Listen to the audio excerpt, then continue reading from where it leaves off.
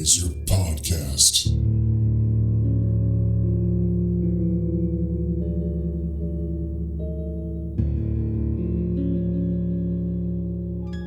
Hey there, everybody, and welcome to John Constantine, a Hellblazer podcast.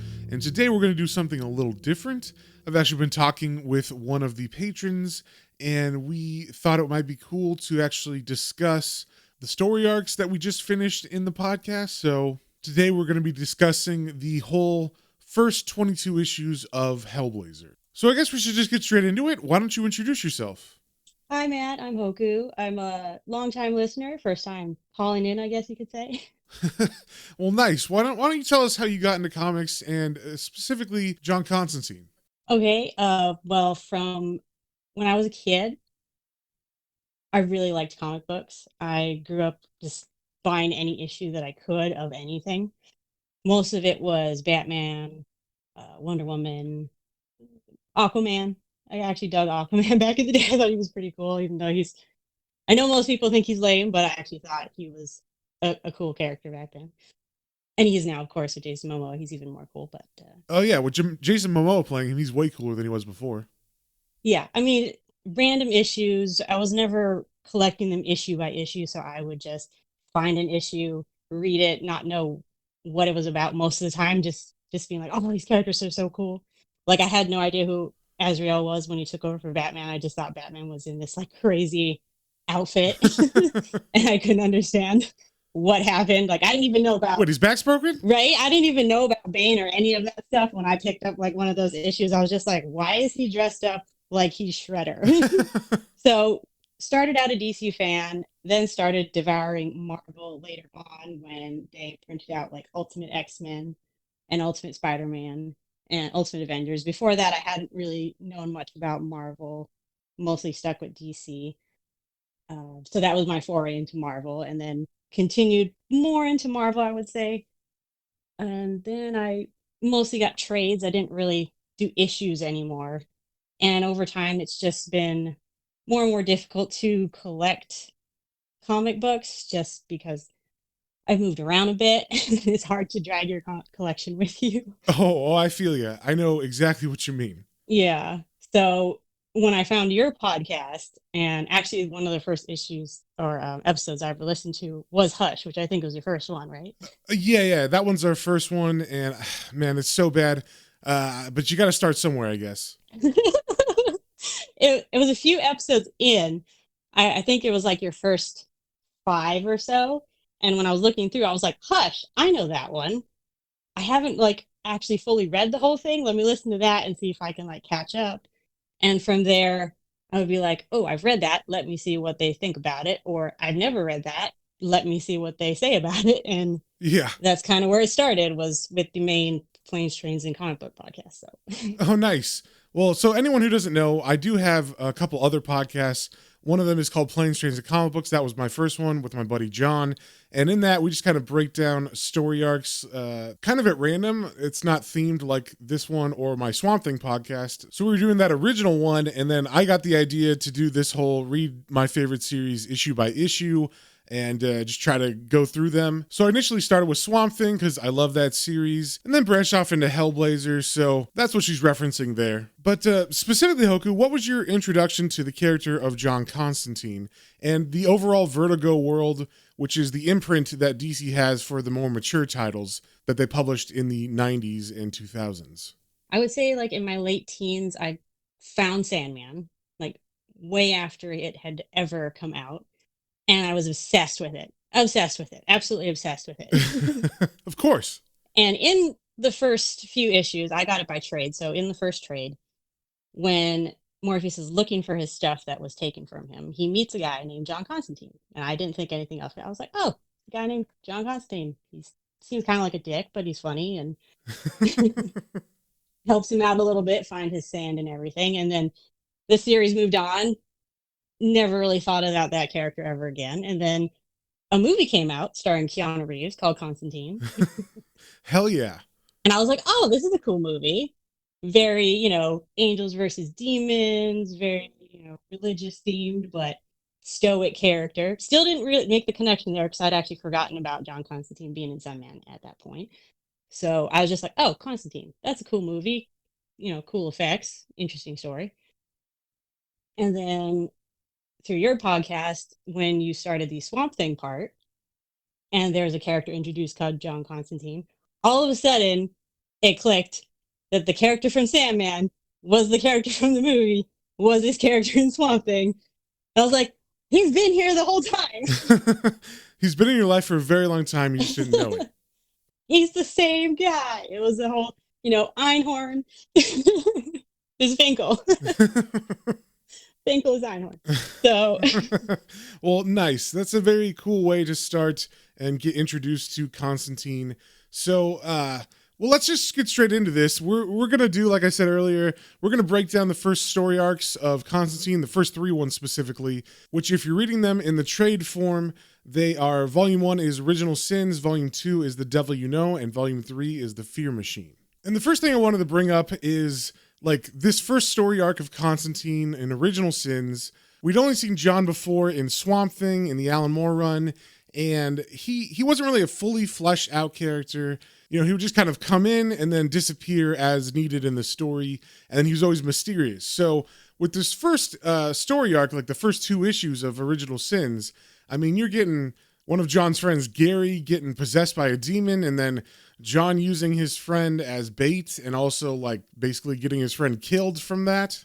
I mean, first impression is he's kind of a cheeky bastard. Right. But he has good intentions. Probably. Even if those good intentions end up getting his friends killed, it seems like he has sort of a grand scheme of like, well, I'm going to save the city, but my friend has to pay the price for it. Oh, yeah. Man, you never want to be one of John's friends. And the friend they're talking about is Gary Lester, which I mentioned before. Yes. And if you don't remember the story arc, he brought a hunger demon back from the Middle East and unleashed it on New York. Oh, and since you saw the movie, did that remind you of that scene in the movie where that guy couldn't get enough of the alcohol and he just kept pouring it down his throat? Yes. So finally seeing the source material for the movie and realizing, that's why that scene was so cool. Here's where it came from. Yeah, I love that they have all that stuff in the movie from the original story arcs, like even the stuff from the really early arc, like Original Sins, and then they include a lot of stuff from the Garth Ennis run later on where John gets cancer. I mean, and honestly, that's all like the really, really good stuff in the movie is all the stuff that's in the comics. I am excited to see how it plays out and wait for those moments of like, so that's where that came from. Moments from like the movie. I'm actually curious to like rewatch the movie at some point and remember all those things. Probably before the second one comes out, I'll probably rewatch it. Yeah, whenever that happens, if that happens. Yeah, whenever that happens. I've been waiting for a long time. I mean, I'm not the biggest fan of the movie, but all the good stuff in that movie, like I said, was from the comic. Right. And I would just love to see some of that stuff adapted into a second movie. Did you ever watch the TV show with Matt Ryan as John Constantine? I think I saw one episode, like the first episode. I think I might have seen the pilot, but didn't continue watching after that. It just slipped through the cracks and I couldn't finish it. But I loved the guy they casted for Constantine. I thought he was spot on. Looked just like him. Well, now I love Keanu Reeves, but if you could just put him in place of Keanu Reeves in the movies, Yes. I would be very, very happy because he looks exactly like. Oh, did you know that John Constantine's based on Sting? I think I've mentioned it before in the podcast, but. Yes, I did not remember that until I watched the episodes. And then I was like, oh, well, that makes sense. He does kind of look like him during his like heyday. Yeah, when he's in the police. I would say, yeah, with the hair. And mm-hmm. Yeah, you gotta love that. So the issues that are in the first story arc are issues 1 through 9, and that's, like I said, Original Sins is the name of that trade paperback. And I was wondering what you thought about how the pacing was, like the flow of it, because the first 2 issues are our story arc, and then issues 3 through 9 are kind of one single off stories. Maybe there's like a little bit of connection in there, but overall, they're all kind of just one shots that are introducing us to John Constantine. I really liked that they started with a double issue. I mean, yes, the first issue itself was larger, Yeah. right, and the normal one, and then that was a 2-parter before you got into the individual issues. I liked that style because it made the story seem more like richer, like it had more information to tell, and it wasn't just a single issue of like, here's a dude in a situation, and then then the situation gets wrapped up within like that first issue. Because sometimes they do that just to give them like a tiny arc of just like, here's a sort of introduction, and then it's done, and then you move on to like a longer arc afterwards. But I like that they sort of stretched out his beginning so that you got to see like that he's haunted, literally haunted by the ghosts of his past. Yeah, you never want to be a friend of John because you're going to end up as a ghost. But you had listened to the Swamp Thing podcast, so you knew who his friends are that were dead in these issues. So do you think that would be confusing to anybody who hadn't read those issues, or do you think it would be a little hard to understand what was going on without reading the Swamp Thing stuff? Like if it were done in reverse and I had listened to Hellblazer before Swamp Thing, I think I would have been a bit confused about why there are all these ghosts around him. But the way they described it in the story, he was constantly like, it's not my fault, like piss off, you guys, like stop bothering me, like there's nothing I can do about it. You kind of got the sense that something bad happened. And then I think they even mentioned Newcastle even in that first issue, didn't they? Yeah, they do. Right. So you get the idea that there are things in his past that happened that went very badly for a lot of people. And I liked the intriguing aspect of that where you're like, well, what happened? Like how many different things have happened to like cause all this turmoil and trauma for him? So Yeah, and like why are they haunting him? I love that it takes like 12 issues to get to the Newcastle story arc, and it takes its time, but it also builds the character before you get there. yes, when we finally came up to like, okay, here's your Newcastle episode, I was like, yes, I want to know what happened. And then I was like, this is horrible. I'm kind of not sure if I wanted to know what actually happened. Yeah, and this, it's like the opposite of the Alien effect, where it's not as good when you see it as it is in your mind, but in this it's actually like worse than it is in your mind. Yes, it was actually worse. And yeah, that's one of the things I love about this first story arc, Original Sins, is you get the first two issues, which are the introduction, and then you get these one-offs that are just super, super creepy. Mm-hmm. And I don't know, man, they're just super messed up and really intense. I mean, you got that story arc with the Vietnam soldier that's really crazy. Oh man, that one was horrifying. Mm-hmm. Yeah, and the one where his niece gets abducted by the child killer. That one was so disturbing. I remember like sitting there, like actually like grabbing onto. I think like I was sitting down, so I was like grabbing onto the couch, and I was just like, "Where is this going? Yeah. Please don't go in a direction that just kind of almost wincing, not wanting to hear the rest because I'm like, oh, what are they gonna do?" Yeah. So and like this came out in the 80s, so that's like super hardcore for the times. yeah, that's that. I mean, that's at the same time as what were the other storylines that were going on during those days? Like you had There was like Justice League International, which was kind of like a funny title, a comedy. yeah, And then, but you also had already like The Watchmen had come out, and also Dark Knight Returns had come out already. true. But I don't think either of those are as dark and messed up as the stuff in this first trade of Hellblazer. Yeah, because Vertigo was Hellblazer, it was Sandman, and Swamp Thing wasn't there yet, right? Was it there yet? Well, actually, Swamp Thing was older, so it started in 82. Oh, that's right. And then it wasn't until 1993 when they made the Vertigo imprint that all the titles were wrapped into that. And until that happened, they just put like mature on the titles. Yeah. And like during the Alan Moore Swamp Thing run, that's what they did. And I don't know about you, but I think that Hellblazer is way more messed up than Swamp Thing. Oh, for sure. I think that even some parts of it were more messed up than Sandman. And I remember when I first read that, I was like, wow, this got dark. Like the whole cafe scene, that whole issue was like, and then this was actually a level above that, which I was not expecting. Yeah. Well, I mean, this one doesn't pull any punches at all. It starts off with like, him killing his friend, and then you find out he's got all his ghost friends and the horribleness that happened to them. And pretty much anybody in his life gets sucked into this horrible spiral of events.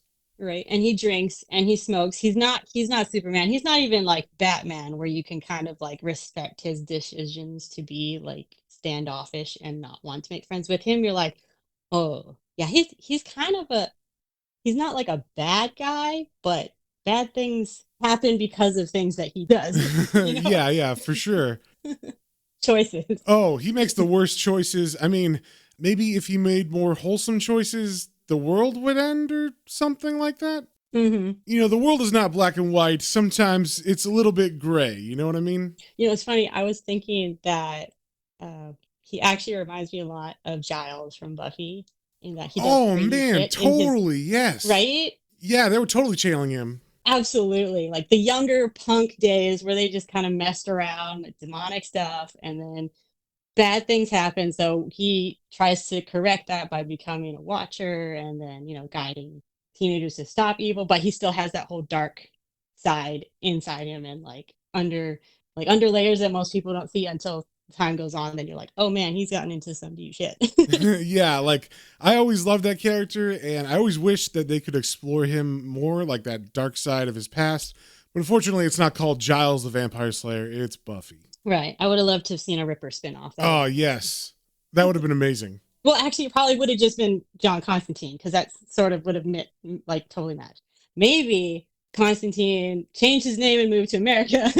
Giles. Oh, yeah. You know that's some fan fiction right there. That's just too obvious. Someone has had to have written that for sure. Yeah. So getting back to the comic. So at the very end of the first story arc, we get John tricking both heaven and hell. And he's able to do a switcheroo where he stops God's plans from creating a new Mary and giving birth to a new Jesus, while also managing to thwart the plans of hell. And I mean, I love that. Like, he's not on anybody's side. He is on his side. Yeah. He kind of doesn't want either side to win. Yeah, like I love how the writer doesn't write the Christian side or the God side. They're also horrible. True, yes. Nobody's good. Nobody's a good guy in this scenario, honestly. Everybody's got an agenda because they want to win, and then they want to win. And he's just like, I just don't want to be like involved. Like, I just don't want to be fucked with. Leave me out of it. And they're like, no, you're in this. He's like, okay, well, if I'm in this, no one's gonna win. Yeah, we're all gonna lose, including me. We're all gonna go down together. Pretty much. So once we get past that, which I think is actually a really good introduction to the character, doing those one-off issues, we get a Swamp Thing tie-in out of nowhere. So weird. And it's some lore that comes up every now and then, but not that often. So Swamp Thing actually takes over John's body, and there's definitely some stuff that I would call problematic, because John didn't necessarily consent to any of that. Right? That's some gray area there for Swamp Thing to be. If you haven't read those issues, Swamp Thing takes over John's body so he can get his wife pregnant, so they can have a baby. So that means that John is the father of Swamp Thing's child, and also she's part demon as well because of the storyline earlier. Yeah, with Nergal, right? Yeah. And, that's something I always wish they touched on more. Like in Swamp Thing, obviously I haven't read all of it, but it would be super cool if they had got into that some more, because they haven't really touched on it ever since then. And I always thought it would be cool if they got into his daughter being like part demon, part elemental, and part John Constantine. I mean, that's just like such a cool launching pad for a storyline that they never do. If they really tapped into her, she could probably rival like Scarlet Witch for sheer power. Oh, you know yeah, what I mean? for sure. Yeah, I would think so. I mean, she's got hell, she's got the green and like the elementals, and she's got the blood of the magus in her. So like, yeah, she'd be totally powerful. Right? Yeah, but we will get into that more if we do one for Swamp Thing later on. Yeah. But I just wanted to touch on this because it is definitely like out of nowhere in the trade. Like they just put Swamp Thing issues in there. And if you weren't following it, it would be kind of confusing. And then after that Swamp Thing stuff, we have the Newcastle story arc, which is great. And then we have the Fear Machine story arc, which I don't know about you, but to me, that is my least favorite story arc. Like, yeah, even of like the whole series of John Constantine. And this is like my theory about it, but I think the reason why it feels like it slows down so much is because you have all these quick one shot and 2-issue story arcs, and those are just in and out. Like, they definitely don't overstay their welcome. I think the longest is just the first one and Newcastle. Right, the first two and then Newcastle. Yeah. Like, just two, like not even three. Like if you prepped us for Fear Machine by doing like two and then a couple individuals and then maybe a threefer and then a couple individuals, that might not have made Fear Machine seem so long. Yeah, and that's the problem, I think, is I mean, when you look at this story on Amazon, like issue by issue, it says on issue 1 that it's a 12-issue story arc, but it's not. It's 9. So I don't know if even DC was like, whoa, this is too long, or maybe the writer or something thought it was too long. Maybe they counted the individual issues leading up to it as like part of the arc. Maybe. I mean, it Like, totally said 12. Pre-arc. Like, I'm almost 100% that it said 12 for sure. Oh, that's so weird. Yeah, because I was surprised when I got to the end and all of a sudden it was only 9 issues long and 12 happened. And yet it was still too long. It was still too long. Yeah, you're right. Well, I think the issue is that he really takes his time, like building relationships with these travelers and explaining their culture and everything. And also having to build up what this whole ley line magic thing is, because that's like a new concept that I didn't know about. And that's actually my favorite part of this story is like the cool earth magics and all that stuff that's going on. Yeah. So it sounds like we're on the same page here with Fear Machine and its lack of movement. So like, what did you think of it? How did you feel as we started to get into the Fear Machine story arc? Well, I mean, how many issues exactly is the arc? It's I can't 9. remember. 9 issues. It's an issue a month when it first came out. So you had to hold people's attention for 9 months on a single arc. And it just felt like there was both a lot of information in each issue, and yet it still wasn't satisfying at the end of each issue, where it was still just like, okay, we still have to wait to see what's going to happen in the next one. Then you get a little bit more, and then there's still, and when it was coming out, like when you were going through it episode to episode, I didn't know how long it was going to be. So every time I'm like, okay, so they're at the 5th issue now. Is the next one the finale? Is it? No. Okay.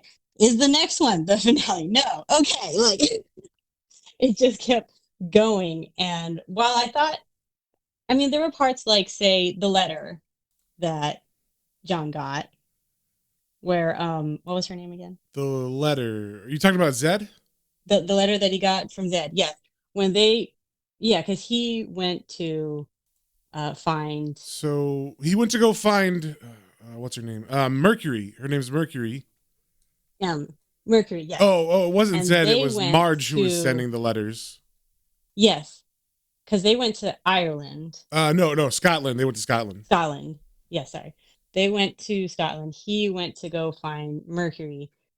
And she sends him that letter where they're like, hey, we got really into some magic and had an orgy. Wish you were here. By the way, we found Mercury yet. Was like, why did we need to know that?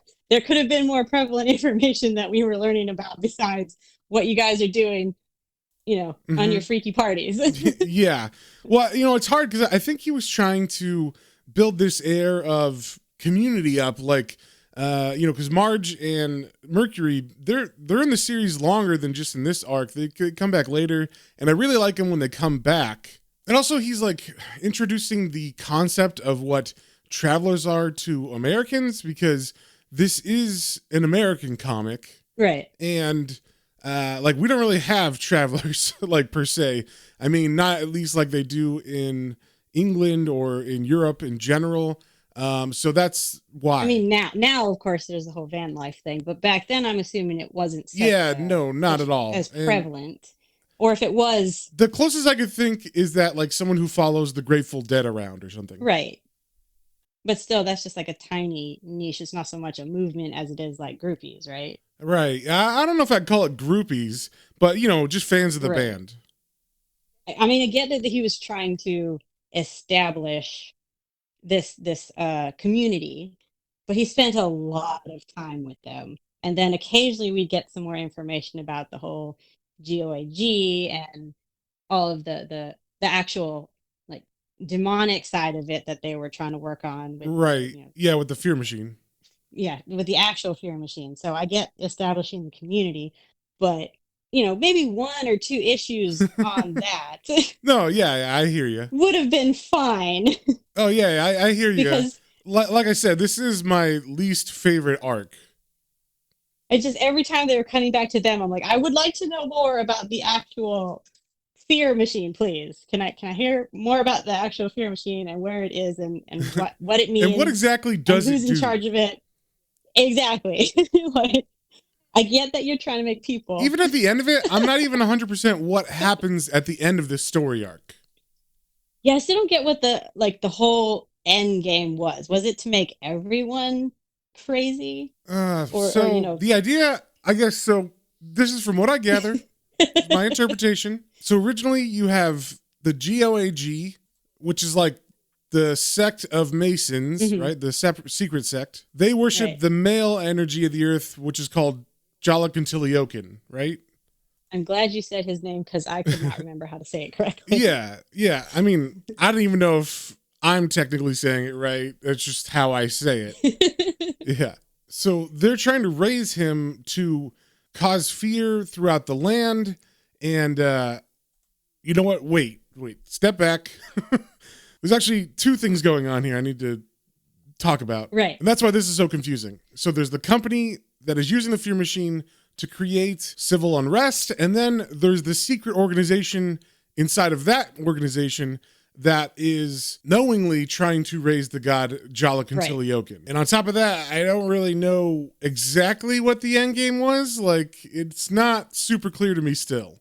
That's why I was like kind of unsure about what the actual end game was. Was it sort of like a hell on earth sort of prospect that they were I going don't know. for? I don't think so. I think it's supposed to be just like a male dominated society or Yeah, I mean, so their giant gross god thing was supposed to take over the world for them or control like I said, it was just a little unclear what the actual end game was. I get that they're like power and we want to rule, and it's like, but how and who? yeah, like And why? exactly how does this god do that per se?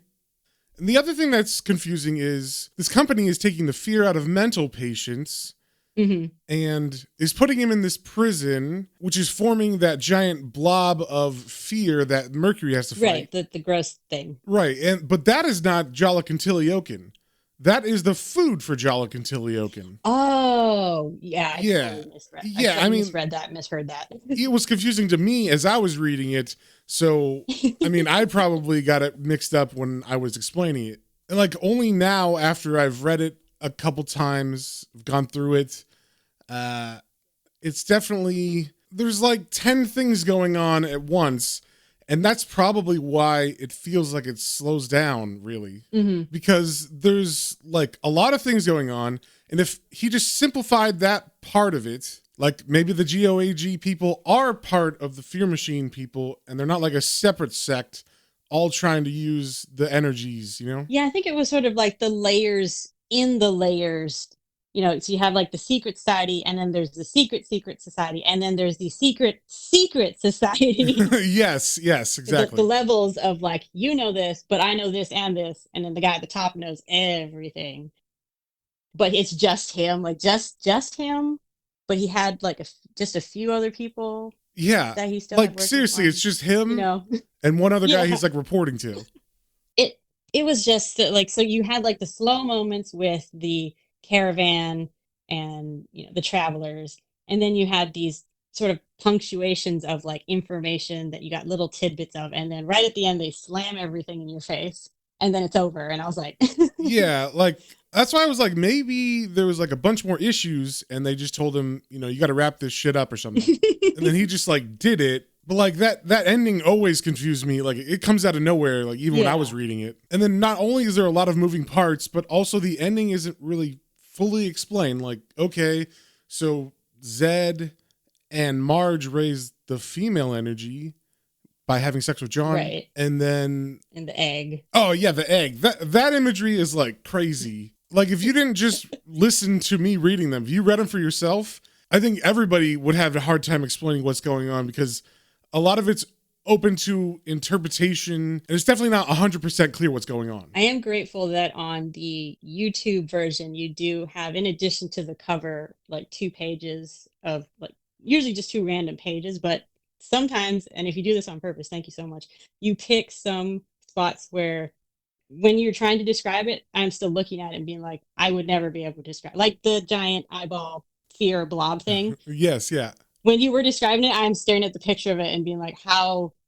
Like you actually described it, but I still don't understand how. Yeah. Like you're And able if you to didn't see the picture, you'd still be like, I don't know exactly what I'm supposed to picture here. exactly. Even if I did a good job describing it. yes, you did, and I'm still staring at it like it's still indescribable to me. Yeah, for real, it is. When you had the panel in that last moment of them creating the female energy, and then there's the egg, and even that is still, I don't fully understand what the power that they created is, and how it defeated the male energy just from existing. Like, Yeah, I think it's because they're like a yin and a yang, and together they don't overpower, they just cancel each other out or something like that. They neutralize it. oh, okay. Because they disappear and they don't go anywhere. They just kind of intertwine and Yeah. disappear. So you're kind of just like, okay, I guess they just go back into the earth, and then a big wave comes. And then, like, you know what? What did you think about this ending? I thought it was super weird because, like, a big wave comes, it pulls John out, and then he decides to just never go say goodbye to his friends or anything. Like, And then it's just like, oh, well, I guess they'll just assume I'm dead, and that's probably for the best. yeah, I mean, I guess, you know, with the track record of his friends, Right. they should probably stay away from him. And, like, I always thought it was weird that, like, he just leaves them and it's just like, okay, those people are gone now. I guess we're not going to talk about them anymore. I'll call on them if I need them someday, and then be like, hey, by the way, I'm alive, and now I need your help with something. Yeah. You know, one thing I wanted to talk about is obviously this story has a lot of female energy. It's a very feminist story. And I was just wondering if you had like any thoughts on that. Like, as a woman, like, how did it strike you? Did you think it was like super cool, or did you like not care about it at all? I really had no, like, I didn't feel necessarily empowered by the story, but neither was I offended by the story. So to me, it was just overall, eh. Okay. You were just like, is this over yet? Yeah, I was like, yay, power, female power can neutralize male, I guess. Okay, woohoo. Yeah. Yeah, like I think he was really trying to explore those themes, and it just didn't quite click 100%. But like I said, there are things in it that I do like a lot. Did you have anything that came up that you were like, oh, I really like this and I hope they explore more? I actually really liked, well, when they had that sort of mind game between Mercury and that one professor that, Mm-hmm. what did she call him? The scientist guy? Yeah, there was like a Oh, nickname. I don't remember what I can't I remember. don't remember what you called him. When she first, I think when she was first mind battling him or whatever. I forget, laughing man or crying man, something like that. Um, I did like sort of that what do you call it, battle between them, battle of wits, I guess you could say, because he saw her as sort of like an old soul, Mm-hmm. Oh even though man, she's he's just a super child. And while it creepy. did kind of borderline creepy for sure, I did like that dynamic of, a younger character. I mean, it's kind of like the Firestarter idea, you know what I mean? Like you have a young character who's just so full of power that she doesn't quite understand, and even the guy who thinks understands her, he doesn't understand it either, and it's just beyond anyone's control. But maybe that's why I like that part so much, because Firestarter is one of my favorite books. And Yeah. but I've never read that one section, actually. oh really, I think it was the first Stephen King book I ever read, and that's what got me hooked on his books, and now I have like over 50 of them. But anyway, I really enjoyed that story. It was that dynamic of a child who has, so much innate power, and everyone wants to control her, but she obviously just blows them all away. And so the character of Mercury I really liked. Yeah, I like Mercury a lot too as a character. She's really well written, and I guess compared to everybody else, she's definitely the most fleshed out. We spend the most time with her, other than John, I guess. Exactly. Marge, I could give or take. Everybody else, I can't even remember anybody else's name, honestly. Right. Well, they come up every now and then later on in the run. Oh, okay. But like at the very end of the Jamie Delano's run, there's like a whole section from like issues 33 to 40. They do come back, but for the most part, everybody just pretty much disappears for like 12 issues or so. Ah, But yeah, Mercury I think was my favorite part of the whole Fear Machine arc. So if she comes back, I will be very happy. Yeah. Well, I know she does, so be on the Oh, lookout sweet. for that for sure. So besides the Fear Machine story arc, did you have any issues as you were reading through the first 22 issues that you liked a lot or that were like your favorite? Okay, so it's hard to say favorite as in, really liked so much as favorite as like just really dark and disturbing. Okay, so I'm gonna Yeah, that's what preface I that with meant. yes, Like it's your favorite not because you're happy about it, but because it right, affected you so much, you know? yes, exactly. So as far as favorites go, I do have to say mine was probably the issue with John's niece, Okay, yeah, yeah, for sure. just because it was so disturbing. It's so creepy. It's so creepy, and it doesn't even like start out that creepy because at first you're like, oh, she's just, lonely girl. She wants some friends. She hates the fact that she moved to a new place. Her parents don't understand her, and they're getting into all this weird stuff. Which it's also it's the first introduction of the what was the group name again? Oh man, you put me on the spot. I totally forgot. The prayer Um, warrior people. they're the crazy Christians. Yeah, that's what we'll Yes, call them. them. Oh, the Resurrection So yeah, Crusade. That's what it is. yes, that was the first issue where they come up, right? Yeah, yeah. I think they were mentioned in the I think background, like in the earlier issues. So yeah, I think you're right. that was where they kind of like made their appearance and then continuously after that. But just that idea of, lonely girl, want some friends, meet some friends, and you're like, oh, that's nice. And then things just start getting creepy with the whole we can go to this house and the man is there and he lets us do whatever he wants as long as he's okay with it. And then they start talking about marriage and rings, and you're just like, where is this going? But just that creeping sense of dread that I love Mm-hmm. because I love horror. So the creeping, disturbing sense of there is something really wrong here, and how that just grows and grows and grows through the whole issue is so disturbing, and I love the way it's written, and piece by piece, panel by panel, how it just keeps growing and building, even up to when the guy shows up and you're like, oh, what is gonna happen? What he's gonna do? And Yeah, like exactly how far is this gonna go? exactly. Didn't know where exactly the threshold was of how far he can push it with this issue. And he pushed it pretty darn close to like absolutely obscene. But thankfully, John did step in with Zed, because Zed was also introduced in this one too. Uh, Actually, I think she's introduced in the second issue.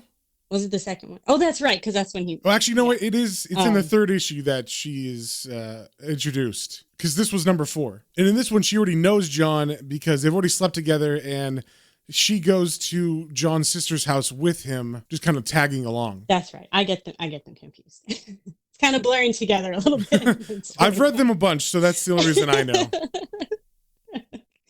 But yes, just going all the way, to the climax where those guys, the crusade people show up, burn the house down, like, because that's their justice. And John's just like, all right, I did what I set out to do, let them do what their thing. But that was a great ending to that story. And still so creepy. Oh, yes, super creepy. So after listening to all this stuff, all these 22 issues, do you have more an appreciation of the character of John Constantine? Like when you read Sandman and stuff, do his appearances make more of an impact now? Yes, actually, and both because of Swamp Thing and Hellblazer, realizing how intertwined the stories are, which I had no idea that there was such a connection between them, being able to fill in some blanks of like, oh, so this is what's happening, like the um, darkness, or Right. that Yeah, the Void. the void. Yes, And they that actually brought that was. back this last year in DC. I don't know if you Oh, no read way. it, but they totally brought back the darkness. In the big Crisis event from last summer, it was called Dark Crisis, and it was when the darkness came back. Oh, no way. Yeah. And so I was like, this is like a total callback to Swamp Thing, and he's not even in it. Well, that sucks. Yeah. I mean, that you can't do a callback like that without Swamp Thing. Come on. I know. That's what I was thinking. And they don't even have John Constantine in it either. I mean, he was there fighting, doing some magics and stuff. Yeah, That's when Zatanna's dad died. It that's messed up. was a pretty big thing in DC, and they just totally Well, ignored it. did it start and did it finish? Yeah, yeah, it's done now. Oh, so they never even showed up at all the whole time? Nope, not at all. That Well, sucks. right now they don't even have like a series for either John or Swamp Thing. Oh, true. So there's not really like a place for them to be, I guess. I don't know that. I guess that's why they didn't include them. But that's like modern DC, so we don't need to go into that. But so were there any other issues besides the child bride one that caught your interest or that you liked a lot? To me, the epitome of Constantine, the moment that I was just like, yes, this, like, I get this character, was when Swamp Thing shows up in his apartment randomly out of his smokes. So his whole body is made of tobacco. And he's just like, I'm gonna, like, I know what to do. I'm gonna figure this out with, the whole issue they're dealing with. And Constantine's like, okay, just a minute. And he takes a little piece of Swamp Thing off, Just a little pinch. and rolls it up and smokes it. I was like, oh my God, nobody would do that to Swamp Thing but Constantine. Yeah. Like, that is the epitome of his like, I don't give a fuck character. Yeah, like it's funny because when I read this, I had never read Swamp Thing, so I read Hellblazer first, and when I first read it, I thought it was funny, but then once I read all the Swamp Thing stuff that intertwines with this, and with the full context of that, it's way funnier because Swamp Thing literally hates John, like Yeah. with a passion. He was dicking him around for so many issues of just like, let's do this and let's do that. And oh, hey, what if you do this? I can help you figure this out. And just pushing him along, dragging him along to all these things to just frustrate him. So yeah, for it to culminate in the apartment where he's just like, by the way, I'm just gonna like borrow this little piece of you. And so what was it you were talking about? Like, Yeah. smoking. Yeah, like smoking Swamp Thing's tobacco body. It's just fantastic. And then the what do you call the comeback of the tattoo was also pretty fun. Yeah, and that keeps coming back. Like if you read Swamp Thing further, every time they draw him, they always draw that tattoo, and it's always like that tree on his ass. They don't really show it too much in the Constantine series, but every now and then he'll be like nude, and they will show his butt. Yes. Anytime he gets his pants off in the series, they show that tree tattoo. And which is great. It's pretty fantastic. I love it. I love that. Because that's how we first met Mercury, where she's just like, "What? Like that's a tree on your ass?" Or like, "I like what was it? I like your tattoo." And it's like, "What tattoo?" Yeah, he's like, "What are you talking about? I don't have a tattoo." Yeah, yeah. I appreciate that stuff a lot. So I always get this question from people, like that message me and stuff. They want to know where to start reading Hellblazer, and I always tell them that Original Sins, the first trade, is the place to start because it's a great introduction to the character. You get everything that is John in like one trade. Do you feel the same way about that? Absolutely. I thought that just starting, I thought it was great. It gave you a great introduction just of like who he is. If you had never read Swamp Thing or Sandman or even seen the movie and you were just like, who is John Constantine? If you start with just that first trade, those first issues, it gives you everything you ever need to know about the character. Yeah, like you get his attitude and like the way he is. His wit, his jokes, his trauma. Yeah, they definitely set up all the mysteries about his life, and that definitely gets you to want to read more. So that being said, is there anything else you wanted to touch on the character or the storylines?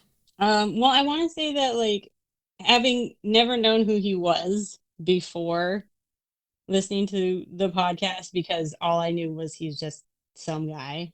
I just assumed he was just some random guy, no different than any other character who would pop up in Sandman, because they always have characters who just pop up once and then are never mentioned again, or like they die or something. So I assumed he was just one of those who just happened to not die at the end of the issue that he was in. And then seeing the movie and then finally realizing who he was through both the Swamp Thing and the Hellblazer podcast. I'm just so happy that now I know who he is and can appreciate him as a character. And yeah, it's been really great. I'm so glad you did this podcast because otherwise I'd probably never have picked up Hellblazer at all. So after like getting this far, at least with Fear Machine, I actually went to my library and happened to find a trade of Original Sins. So I was able to read it in print and be like, ah, this is so cool. This is exactly how you were describing it. And actually, sometimes it was a little bit easier because the dialogue is a little crazy Uh-huh. sometimes. Oh yeah, yeah. Especially his inner monologue is like, where are you going with this sometimes? Yeah, yeah. What are you talking about? I Sometimes don't it's definitely understand. hard to pick and choose what I'm going to say during the episode when I'm reading it. So it's much appreciated to have your streamlined version, but also it's a great backdrop for if you're like, oh, well, I actually kind of want to dig a little deeper, see the art, get the story from cover to cover. That was really cool too. So being able to reference both the podcast when I was reading the actual trades was really nice. So thank you. I Yeah, appreciate yeah. that. Thank you. That's super nice of you. And you bring up a good point because one thing I always wish I could do more of is show the art, but that's why I show the pages on YouTube and stuff. Like when I make the background for the audio on the YouTube videos. But like, what did you think of the art? Because now that you've read it, I mean, personally to me, this is some of the craziest art, like the most violent and the most like graphic stuff, especially for the time period. Because the only thing even close to this for the time period is Swamp Thing. So, what do you think of it? I appreciated that they drew it a different way with different like poses. Sometimes it wasn't always about being like a hero pose. Sometimes it would just be like focusing on, uh, like a side shot of him because there was something in the background that you needed to notice, or a lot more creative, like the beach one, Oh yeah, the beach one is insane. which was bonkers. Yeah, that one is like I didn't even know how I was gonna do that one because it's so crazy. And even from the panels that you showed on the sides, I'm still trying to figure out what does it mean? What does it actually mean? What is he trying to say with the Oh artwork? yeah, like what is he trying to do with all the dream Yeah, stuff? And also like I have to toe the line because I don't want to spoil the end of the issue while I'm right. explaining it. So I have to like pretend and hide the fact that it was a dream, and I just have to Hmm. describe like a skeleton seagull and a crazy And woman. then the skeleton birds eat the baby, and then there's a whirlwind. Yeah, and then at the end, I'm like, it was all a dream. And then he woke up. Yeah, and like with this kind of issue, it's hard because I have to describe all this stuff, and I don't want to spoil the surprise of that dream Hmm. ending. And I have to describe this stuff that's crazy without being like it's a dream. You have to take it very seriously, which you did, by the way. It was like very serious. Well, I try to, I try to take it seriously, although sometimes it is pretty funny to laugh at some of this stuff. It really is, and it makes it easier for me to laugh too. Sometimes only too I'm like, should I laugh this? Oh, okay, yes, it's actually funny. Yeah, like it gives you a little freedom for that. It's ridiculous. Okay. Yeah, well, I think, and I mean, like, if you're down for it, and if everyone else that's listening likes this, I would love to do this like every time there's a story arc. Just cover it, touch base, and see what you think about it as someone who's listening to the podcast. I just think that adds like a fun dynamic, and of course, everybody else who's listening to this. If you like these, let us know so that we, can continue doing them. But, I'm really appreciative of your time, and thank you so much for taking the time to do this and talk about Hellblazer and everybody's favorite laughing magician. It was fun. Thank you so much. I love to talk about comic books. I really enjoyed both the podcast and getting to see the comparison. Lucky enough to find the trade available so that I could really appreciate the art and everything. And yeah, I'd love to do this again sometime. This was fun. All right. Well, yeah, like we'll do that. And, let us know, like I said, if you guys like it. And we'll be sure to do that. I think we'll probably do it anyway. But yeah. And also like the other podcasts we talk about, the Swamp Thing and the Planes, Trains, and Comic Books podcast, you can find both of those under Planes, Trains, and Comic Books on any podcast app or Spotify, stuff like that. And also, I'm sure you know, but in case you don't, I do have a Patreon where if you're enjoying these free episodes, well, I got news for you. I got about 40 issues ahead in the Patreon. So if you like these issues and you need more John Constantine, then definitely go check us out at patreon.com/planes, trains, and comic books and sign up for that Hellblazer tier. And with that, we will see you on the next one. On the next one. Bye. Bye.